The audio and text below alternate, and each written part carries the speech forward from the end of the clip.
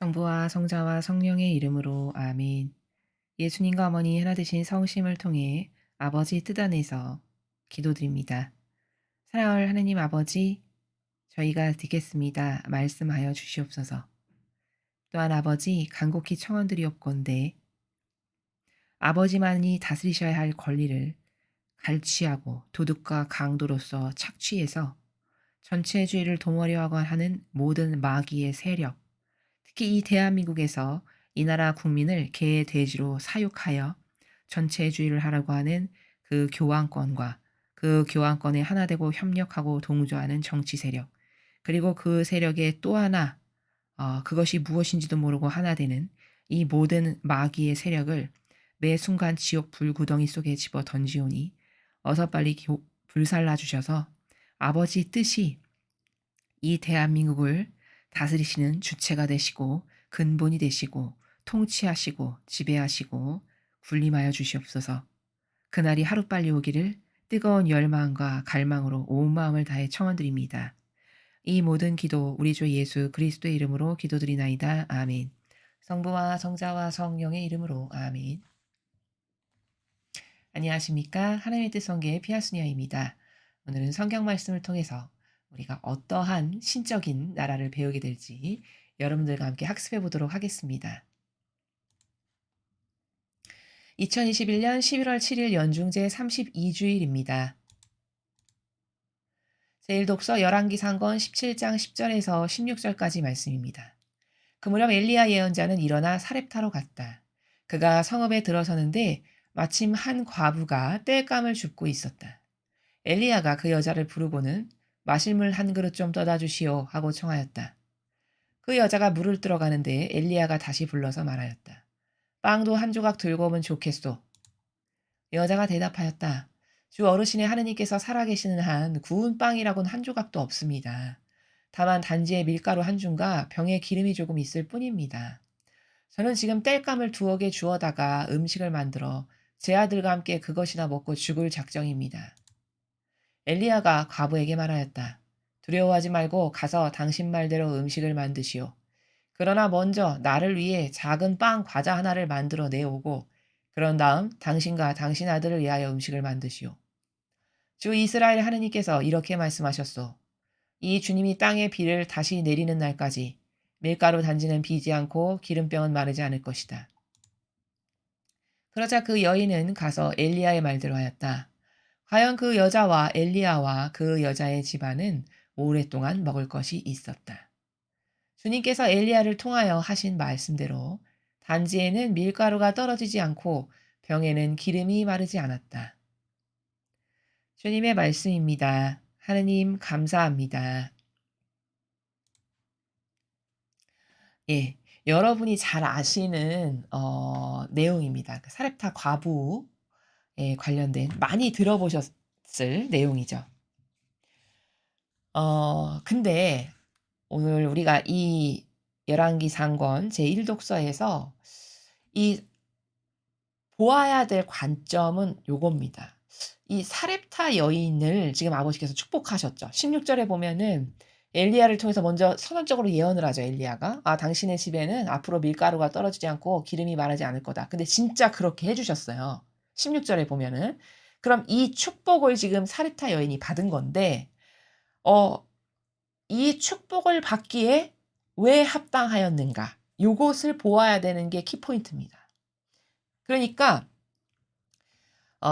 이 시절에 이 사렙타 여인은 하느님 믿지 않는 여인이죠. 그렇죠? 이방인 여자였단 말이죠. 이스라엘 백성이 아니에요. 그럼 지금 이스라엘 백성도 지금 기근이 들어가지고 물이 없어가지고 다 어렵고 전전긍긍하게 사는 그런 시대란 말이죠. 그럼 그렇게 많은 이스라엘 백성을 놔두고 왜 하필이면 하나님 알지도 못하고 믿지도 않는 사렙타 여인을 아버지는 도대체 무슨 연유로 뭐 때문에 축복하셨을까? 요거를 발견해야 되겠죠. 그래서 그 근성과 속성을 나의 것으로 만드는 것. 요것이 일독서를 배우는 이유입니다. 자, 그러면 여기 보면은 지금 엘리야가 사렙타로 이제 아버지의 말씀을 듣고 가는 건데요. 사렙타로 갔어요. 근데 어떤 과부가 땔감을 줍고 있었죠. 근데 엘리야가 그 여자를 부르더니 다짜고짜 하는 말이 마실 물 한 그릇 좀 떠다 주시오. 이렇게 이야기를 했어요. 그러니까 뭐 지나가는 나그네가 물 한 잔 달라고 하면 인심이 사납지 않은 다음에는 누구나 좀 주겠죠. 그쵸? 그러니까 이제 물을 뜨러 간 거죠. 근데 가는 사람을 다시 불러 세워요. 그래서 뭐라고 하냐면 "빵도 한 조각 들고 오면 좋겠어." 이렇게 이야기를 합니다. 그러니까 이 여인이 사렙다 여인이 뭐라고 이야기했냐면 "주 어르신의 하느님께서 살아계신 한 구운 빵이라고는 한 조각도 없습니다." 왜냐면 너무 가난하고 먹을 게 없어 가지고 지금 이 여자의 처지가 밀가루 겨우 한 줌 있고요. 병에 기름이 쪼끔 있어요. 그래서 오죽하면 이렇게 고백하죠. "그냥 땔감 한 두 개 주워 가지고 이게 다니까 어차피 먹을 거 없으면 못 살잖아요." 게다가 과부잖아요. 그러니까 "나는 그냥 이거 지금 밀가루 한 줌 있는 거 제 아들하고 함께 구워 먹고 죽을 생각이었다." 이렇게 솔직하게 이야기를 해요. 그랬더니 엘리야가 과부한테 뭐라고 하냐. "두려워하지 말고 가서 당신 말대로 음식을 만드시오. 아니 당신 그거 빵 만든다고 한 거 가서 만드시오. 근데 만들어서 먼저" 여기 뭐라고 이야기하냐면 "먼저 나를 위해" 이렇게 이야기하는 거 보이시죠? 13 절에. 여기 보세요. "그러나 먼저 나를 위해 작은 빵 과자 하나를 만들어 오시오." 이렇게 이야기를 해요. 그럼 이쯤 되면은 이런 자연법에서 살아가는 세상적 마인드면은 어떤 생각할까요? '저 사람이 미쳤나? 제정신인가? 아니 지금 먹을 거 없어서 죽겠다는 사람한테 자기 거부터 내오라니?' 이런 생각하고도 남을 상황이죠. 그쵸? 지금 그런 상황입니다. 앞뒤 정황이. 근데 이 여인의 반향을 보니까요. 이렇게 이야기를 했어요. "나를 위해서 하나 구워 오라고. 그런 다음에 내 거 먼저 굽고 그다음에 만든 거 당신과 당신 아들 만들어서 먹으시오." 이렇게 이야기를 해요. 그러니까 '아니 와서 행패도 유분수지.' 이렇게 생각할 상황이란 말이죠, 지금 이 상황이. 근데 떡하니 그렇게 말하고서는 엘리야가 예언을 하나 딱 던져요. "이 주님이 땅에 비를 다시 내리는 날까지 밀가루 단지는 비지 않고 기름병은 마르지 않을 거다." 이렇게 말씀하셨어. 딱 이렇게 말해요. 근데 이 여인의 반향을 보시죠. 엘리야의 말대로 하였다. 보이시죠? 15 절에. 그러자 그 여인은 가서 엘리야의 말대로 하였다. 자, 그러니까 우리가 여기서 발견할 수 있는 건 뭐냐면 여기 엘리야가 "두려워하지 말고 가서 이렇게 이렇게 나를 위해서 만드시오." 했는데 그 말에 순종했다는 거예요. 이 과부가 토달지 않고 어떤 반감 갖지 않고 이유 붙이지 않고 그쵸? 하나님은 바로 고런 작은 부분을 보신다는 겁니다. 우리가 봤을 때 별거 아닌 것 같죠. 그쵸? '아이 뭐 대단치도 않네.' 이렇게 생각하기 쉬워요. 근데 제가 앞에 그 복음에서 할 때도 말씀을 드렸다시피 그 별것 아닌 작은 것 누구나 그렇게 반영하지 않아요. 절대 결단코. 대다수의 사람은 이런 상황이면 그 본성이 다 드러나요, 이런 데서. 하다못해 속으로라도 뭔가를 궁시렁궁시렁 대는 이런 나라가 있단 말이죠. 속성이 이런 사렙타 여인처럼 좋지 않으면. 근데 하느님은 그런 건 더 크게 보세요, 그 작은 부분을. 그러니까 지금 이 부분에서 우리가 봐야 될 거는 포인트는 뭐냐면 하느님은 뭐를 어떤 사람을 축복하시고 싶으시잖아요. 그러면 축복하시기 전에 희생을 먼저 요구하신다는 거예요. 이게 키포인트입니다. 지금 사렙다 여인에게 "두려워하지 말고 가서 당신 맘대로 음식을 만드시오. 근데 먼저 나를 위해서 만들어 오시오." 이렇게 이야기해요. 그러면 지금 먹을 거 없어서 겨우 요게 단데 "나를 위해 만드시오." 그러면 이거는 희생이 들어가는 거죠. 저 사람부터 줘야 되는 거니까 나는 먹을 게 없을 수 있는. 그 희생을 먼저 이렇게 던져 보시는 거예요. 저 영혼이 이 희생에 대해서 어떻게 반응하나 이렇게. 넌지시 예언자를 통해서 던져 보시는 겁니다. 근데 반향을 잘했어요, 사렙타 여인이. 거기 토달거나 불평불만을 하거나 속으로 궁시렁거리거나 이런 게 없죠. 깔끔해요. 그냥 예언자가 이야기하니까 순종으로 시키는 대로 해요. 그게 사렙타 여인의 훌륭한 속성이라는 거죠. 그리고 여기서 볼 수 있는 건 아버지는 뭘 축복하시기 전에 반드시 희생을 요구를 하시더라. 이건 여기만 해당되는 게 아니라 공통적인 거예요. 아브라함도 보시면요. 아브라함을 믿음의 아버지로 축복해 주고 싶으셨어요. 근데 그냥 거저는 줄 수가 없어요. 천상의 나라는 그런 법칙이 통하지 않아요. 그러니까 네 아들 하나밖에 없는 아들 나에게 바쳐라. 딱 던져보시는 거예요. 오늘 사렙타 과부도 똑같은 거죠. 그쵸? 나한테 먼저 구워오시오. 이렇게 던져보는 겁니다. 희생을. 아브라함도 똑같아요. 던져보신 거예요. 그랬는데 반향을 기가 막히게 잘했어요. 아브라함 일찍 일어나서 안장에 나귀에 다 짐 싣고 이삭이 깨워서 말에 나귀에 앉히고 아무 말도 없이 묵묵히 그 바칠 제단이 있는 곳으로 가잖아요. 바로 그런 단순성의 순종의 정신 있죠. 거기 토달지 않고 이유 붙이지 않는 그 단순성의 순종. 그 속성이 양질의 속성이라고 보시는 거죠. 그러니까 죽이려고 칼 딱 빼드니까 야 됐다. 내가 네 믿음 오늘 확인했어. 됐어. 오케이. 이렇게 하시는 거죠. 그렇죠? 그러니까 똑같은 거예요. 지금 사렙타 과부도 속성이 근성이 그 아브라함하고 이거 별것 아닌 것처럼 사람에겐 보이겠지만 하느님은 그런 작은 것을 통해서 그 사람이 어떤 속성이 있는 사람인가를 다 보세요. 그렇기 때문에 뭔가를 주시기 전에는 희생을 요구하신다는 점. 여기서 배울 수 있는 게. 그런데 그 희생에 어떻게 그 영혼이 반향을 하는가에 따라서 축복을 주실 수도 있고 안 주실 수도 있고 그것이 결정이 되는 거죠. 자, 그래서 이렇게 여러분이 여기서 힌트를 얻으신다면 여러분이 이 신앙생활을 하실 때 뭔가를 청원 드릴 게 있잖아요. 하느님 아버지께. 그럼 청원 드리기 전에 청원 예물이 이래서 들어가는 게 좋아요. 바람직해요. 성경의 근거에서 말씀드리는 거예요. 그래서 하다못해 성모님까지도 예수님이 이제 태어나셔서 성전에 봉헌하러 가시는데 비둘기 한 쌍을 봉헌하세요. 예수님을 봉헌하시는데도. 바로 이게 뭐냐. 청원 예물을 드리시는 거예요. 미리. 바라고 원하시는 게 있으셔서. 그 청원 예물을 드려면 그게 희생이 들어가는 거죠. 그렇죠? 그 희생이 들어갔을 때 청원되는 것을 이루어 주실 수 있다라는 건 바로 오늘 배운 이 그 사렙타 과부에게서도 아브라함에게서도 공통적으로 발견되는 하느님 다스림의 법칙 중에 하나다 이겁니다. 이해가 되시죠?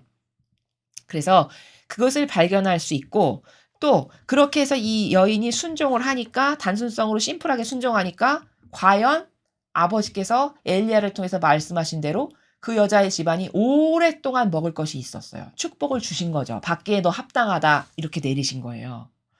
그럼 여기서 또 하나 발견할 수 있는 건 뭘까요?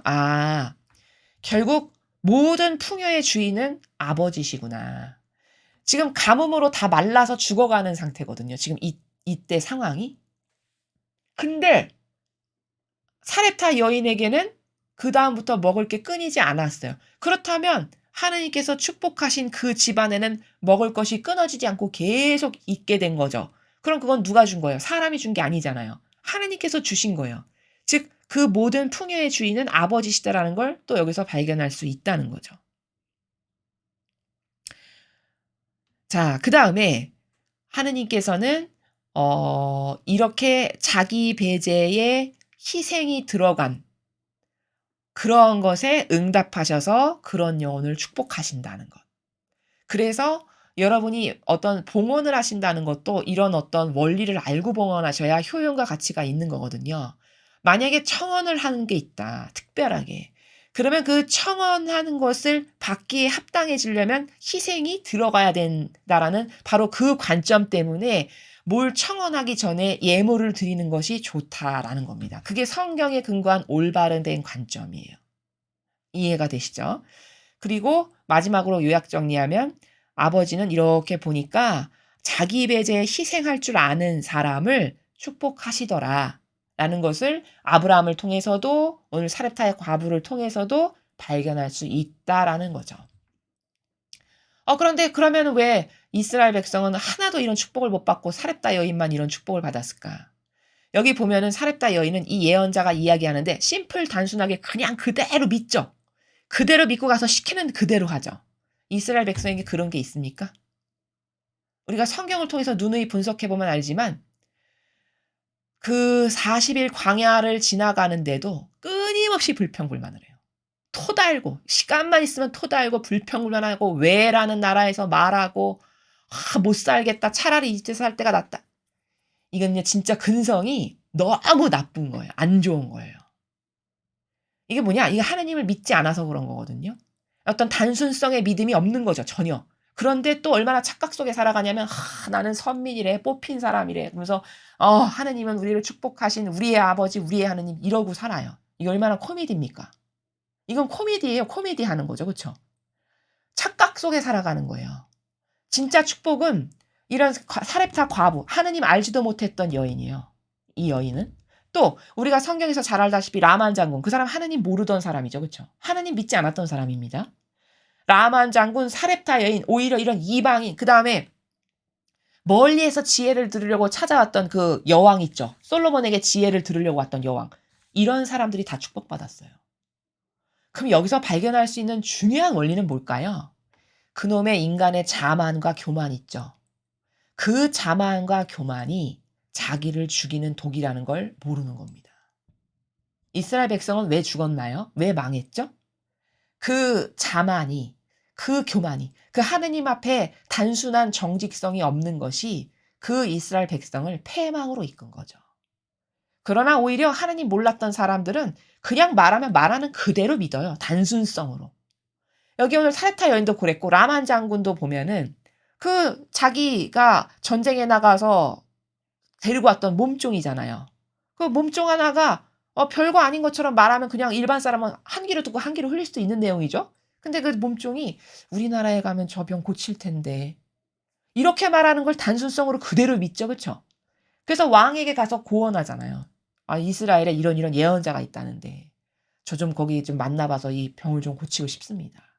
그 작은 어린 여자애가 말하는 거를 그렇게 단순성으로 믿는다는 건 누구나 그렇게 될 것 같지만 절대 그렇지 않아요. 그런 단순성의 속성이 없는 사람은 양파 껍질처럼 까고 또 까고 또 까고 이스라엘 백성이 딱 그런 케이스죠. 그렇죠? 결단코 단순하게 믿는 법이 없어요. 계속 계속 한 말 또 하고 또 의심하고 또 하고 또 아니요 변명하고 이게 하느님이 진짜 역겨워하시고 싫어하시는 속성이거든요. 그래서 오늘 이 사렙다 여인이 왜 축복받기에 합당했을까? 아니 이 가뭄 든 곳이 여기 한 곳이 아니라 먹을 거 없는 가난한 사람이 어디 이 사람 한 사람이었겠습니까? 이스라엘 백성 가난한 사람이 얼마나 많았겠습니까? 근데 그런 데는 파견 안 되고 이거 사렙타의 과부, 하느님 알지도 못했던 이런 여인에게 파견이 됐단 말이죠. 그럼 도대체 왜일까? 도대체 이유가 뭘까? 하느님은 어떤 사람을 사랑하시고 축복하시는가? 이런 것을 발견하는 것이 성경을 배우는 이유예요. 그리고 나에게 그런 게 없다면 발견했으면 깨닫고 개선하고 고쳐야 되겠죠. 그렇죠? 그래서 이런 자기 배제를 하는 희생할 줄 아는 그런 사람은 하느님께 축복받기에 합당하고 또 이런 단순성의 믿음 이게 하느님께서 옳다. 너 훌륭하다라고 보시는 좋은 속성이다. 나에겐 과연 그런 이 사렙타 과부에게 있는 속성이 있는가? 라는 것을 곰곰이 성찰해 보고 나에게 그런 것이 부족하다면 회개하고 또 뉘우치고 아버지 저에게 이런 게 없으니까 저도 좀 이런 걸로 축복해 주세요. 이런 갈망을 하는 그런 우리가 되어야 하겠습니다. 자, 계속해서 복음 말씀 함께 보시겠습니다. 마르코복음 12장 38절에서 44절까지 말씀입니다. 주님 영광 받으소서. 그때 예수님께서는 군중을 가르치시면서 이렇게 이르셨다. 율법학자들을 조심하여라. 그들은 긴 겉옷을 입고 나다니며 장터에서 인사받기를 즐기고 회당에선 높은 자리를 잔치 때는 윗자리를 즐긴다. 그들은 과부들의 가산을 등쳐먹으면서 남에게 보이려고 기도는 길게 한다. 이러한 자들은 더 엄중히 단죄를 받을 것이다. 예수님께서 헌금함 맞은쪽에 앉으시어 사람들이 헌금함에 돈을 넣는 모습을 보고 계셨다. 많은 부자들이 큰 돈을 넣었다. 그런데 가난한 과부 한 사람이 와서 렙톤 2입을 넣었다. 그것은 쿼드란스 한 잎인 셈이다. 예수님께서 제자들을 가까이 불러 이르셨다. 내가 진실로 너에게 말한다. 저 가난한 과부가 헌금함에 돈을 넣은 다른 모든 사람보다 더 많이 넣었다.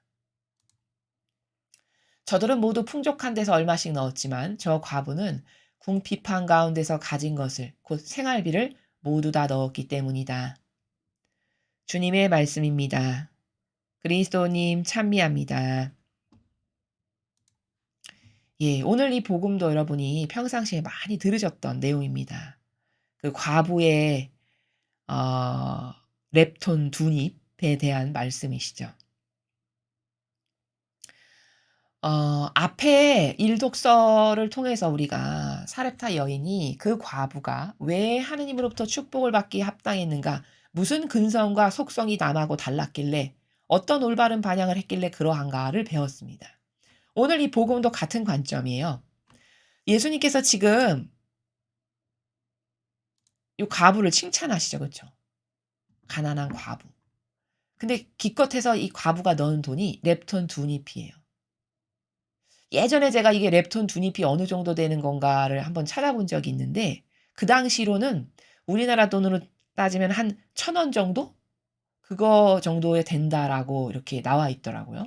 그 정도로 보잘것없는 돈이에요. 근데 예수님께서 저 가난한 과부가 더 많이, 다른 어떤 사람보다 더 많이 넣었다 이렇게 칭찬하셨어요. 그러면서 이유를 말씀하시죠. 풍족한 데서 얼마씩 넣었지만 궁핍한 가운데서 전부 다 넣었기 때문이다. 이렇게 말씀하셨거든요. 자, 그러면 여기서 발견할 수 있는 건 뭐냐면 이렇게 앞에 일독서도 그렇고 복음도 그렇고 이거 자기 희생이죠. 그렇죠? 자기 배제의 정신이죠. 그렇죠? 오늘 이 사람은 딴 사람은 돈이 좀 있는 데서 넣었으니까 굶어 죽진 않아요. 근데 이 사람은 이 과부는 오늘 렙톤 두닙 다 넣었으면 당장 가서 굶어 죽을 수 있어요. 그러면 엄청난 희생을 감수하는 거죠. 그렇죠? 이 사람의 입장에서는. 엄청난 죽음을 각오하는 거예요. 어떤 측면으로 봤을 때는. 그럼 죽음을 각오하고 하느님께 이걸 드립니다. 그 사랑을 아버지는 크게 보신다는 거죠. 그건 너무 당연한 거예요. 그렇죠? 그건 너무 당연한 겁니다. 우리도 그러니까 이거는 전부로 사랑하는 정신이에요. 전부로.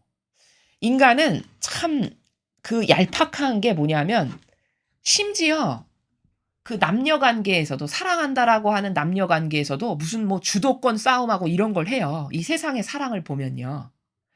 이거는 전부로 사랑하는 게 아니에요. 그렇죠? 뭐 미리 뭐 주도권을 내가 잡아야 뭐 결혼 생활이 편하고 이런 말을 하는 걸 제가 들은 적이 있는데 그건 다 그 정도로 병든 거예요. 오감이. 그 정도로 사고방식이 완전 마귀로 점령당한 겁니다. 그건 이 정신하고 얼마나 다른가요? 그렇죠?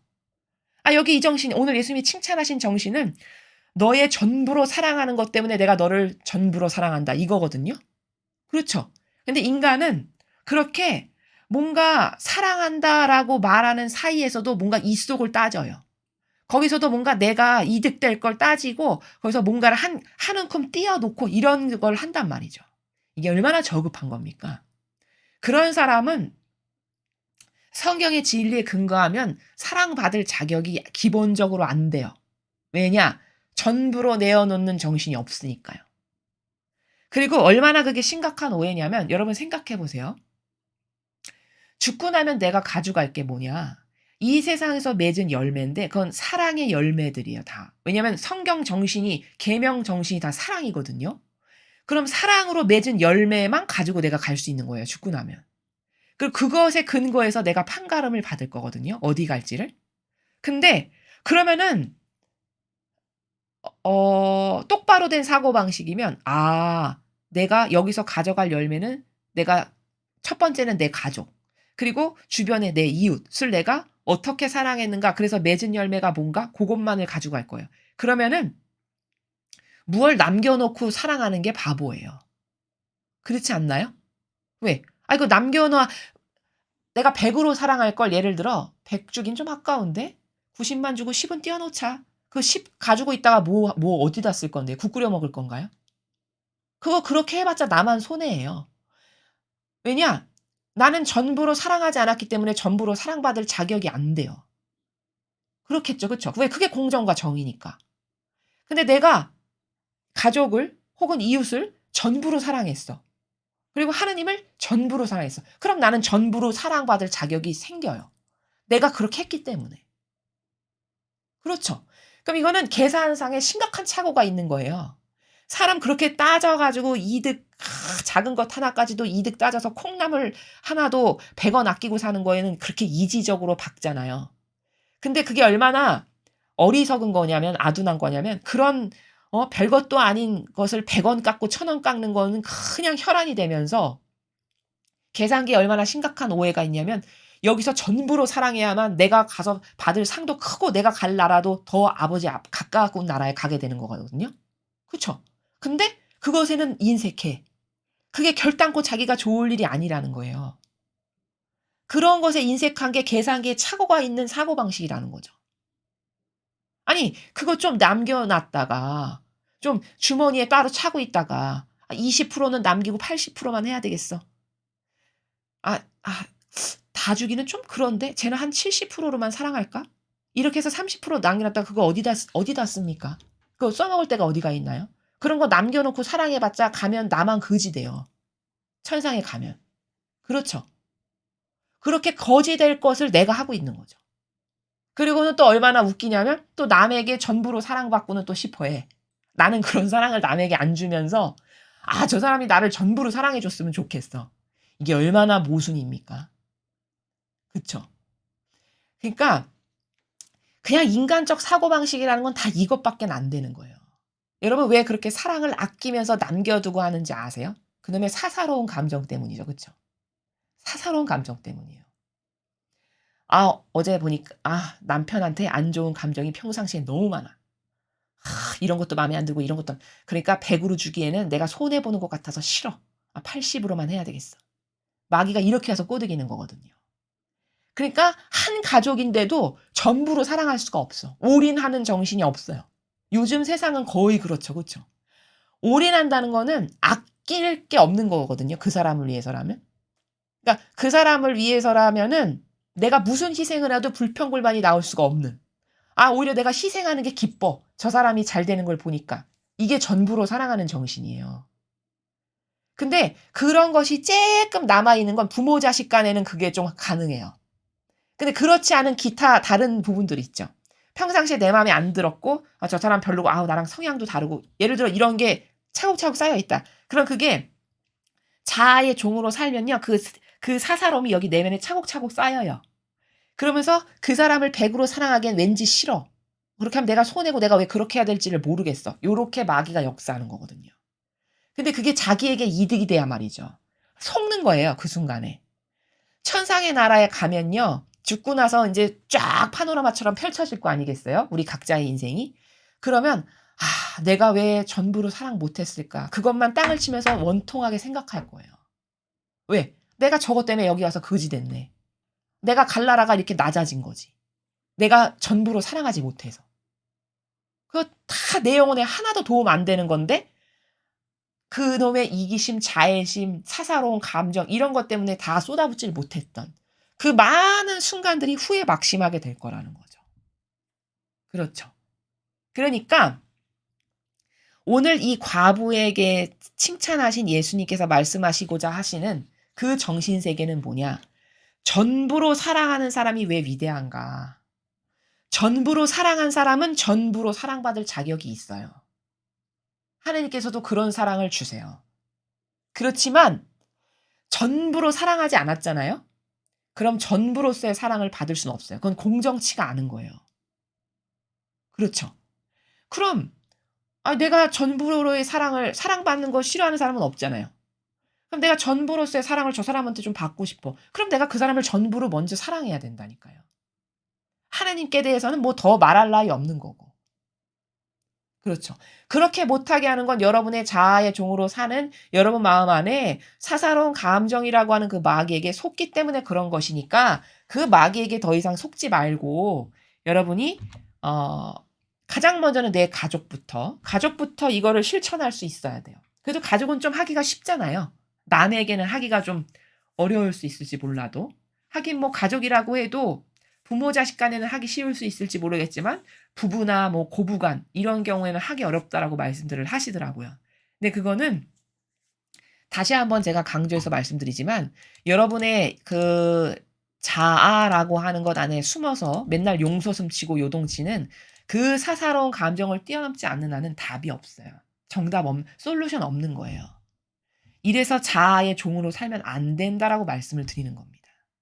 그래서 이 과부가 두 잎을 다 넣었는데 칭찬받은 이 복음에서 우리가 발견해야 될 건 자기 배제, 자기 희생의 정신, 그리고 전부로 사랑하는 게 도대체 뭔가.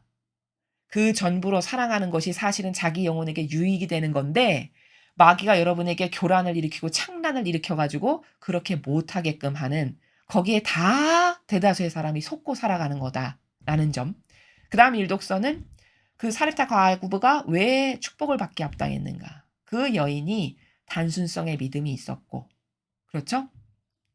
또 그 희생, 자기 희생의 정신에 아버지께서 쟤는 축복받기에 합당하다 해서 부으신 거라는 거죠.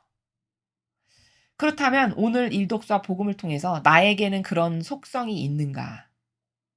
그것도 내가 좋아하는 사람에게만 하는 거는 성경에서도 말씀하시죠. 아니 죄인도 그건 한다. 예수님이 말씀하시죠. 그렇죠? 아니 자기에게 잘해주는 사람에게 잘해주는 게 뭐가 어렵겠어요. 그게 뭐가 기쁨이죠. 그렇지만 내가 저 사람은 정말 내 평상시에 감정으로서는 정말 잘해주고 싶지 않아. 맨날 나를 힘들게 해. 예를 들자면. 그런데 그 사람에게 편견 없이 그렇게 여기 오늘 이 과부나 두 렙톤을 넣은 그 과부의 정신이나 사렙타 정신처럼 자기 배제와 희생의 나라에서 사랑 실천을 한다면 그건 정말 훌륭한 영혼이죠. 그리고 그것이 천상에 갔을 때 내가 높은 자리에 가기에 합당한 입증 증거가 된다는 거죠. 자, 그래서 우리가 이런 마귀의 농락에 속아 넘어가지 않아야 되겠다. 그리고 우리가 실천을 해봐야 되겠다. 이런 것을 여러분에게 말씀을 드립니다. 공지사항을 말씀드리겠습니다. 저희 사명이 다양한 분야에서 성공하기를 원하는 어떤 열매를 맺기를 원하시는 분들, 근데 어떻게 노력해야 되는지 프로세스도 모르겠고 막연하고 또 거듭된 실패로 좌절하고 계신 분들, 그런 분들을 돕기를 원해서 저희가 이런 방송을 하고 있습니다. 뭐 나이 불문 어떤 영역이건 다 상관없고요. 그리고 뭐 성별 불문이고 또 종교도 그 어떤 것에도 다 구애받지 않고 다 무관합니다. 단지 성실하고 내가 열심히 하고자 하는 어떤 열의와 열정이 있고 그런 분들. 근데 하느님의 이 놀라운 탁월한 진리의 도움에 힘입어서 내가 마치 다윗이 양치기 소년에 불과했는데 왕이 된 것과 같은 그런 훌륭한 리더나 지도자나 내 영역에서 성공적인 어떤 열매를 맺고 싶다. 이런 분들이시라면 누구라도 환영합니다. 저희 그 하단부에 제가 메일을 항상 메일 주소를 써 놓는데요. 그곳으로 연락을 하시면 되겠습니다. 이상으로 2021년 11월 7일 연중 제32주일 복음회서를 마치겠습니다. 감사합니다.